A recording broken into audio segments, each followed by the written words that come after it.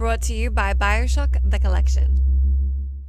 The BioShock games sure did teach us a lot. For example, that wrenches and electricity are a match made in heaven.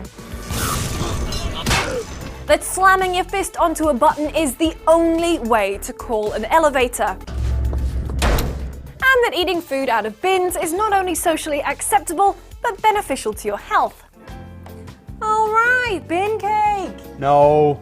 If it's good enough for Levine, it's good enough for me. So this week on In 2 Minutes, brought to you by BioShock The Collection, here's 7 things you probably didn't know about the BioShock games. And I promise that all of the points aren't just that BioShock 2 is criminally underrated. Even though it is.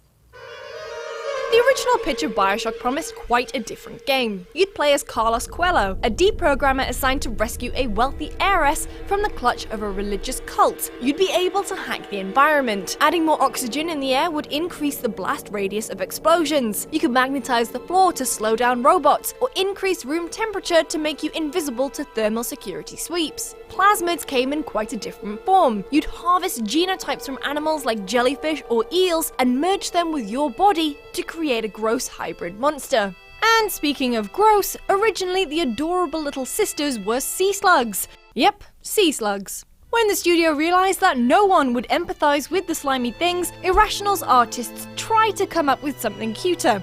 Like this sad dog in a wheelchair, and the infamous frog with a funnel in its anus. Yes, really. A few plasmids were cut from the original BioShock during development. Speed Booster would have boosted speed for a short amount of time. It was cut from BioShock 1 but reappeared as Aerodash in Bio 2's multiplayer. Teleportation was cut quite late in development. It allowed the player to place a beacon which they could instantly return to. It was removed because it wreaked havoc with scripted events, in some cases allowing players to miss entire sections of the game. The Slow Pro would have been a slow-moving, projectile-shooting ranged Big Daddy that had a huge cannon mounted on its shoulder. It was cut from the original BioShock as the developers thought it was a little too colourful and didn't fit the tones of the game, but it resurfaced in Bio 2 as the Rumbler Big Daddy.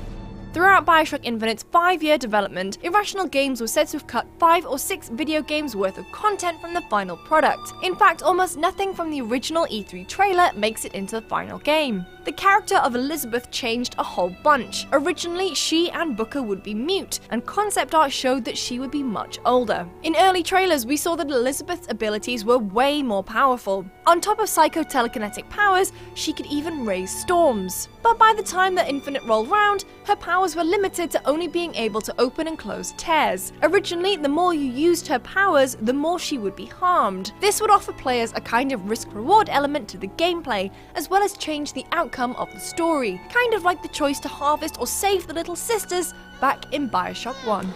No!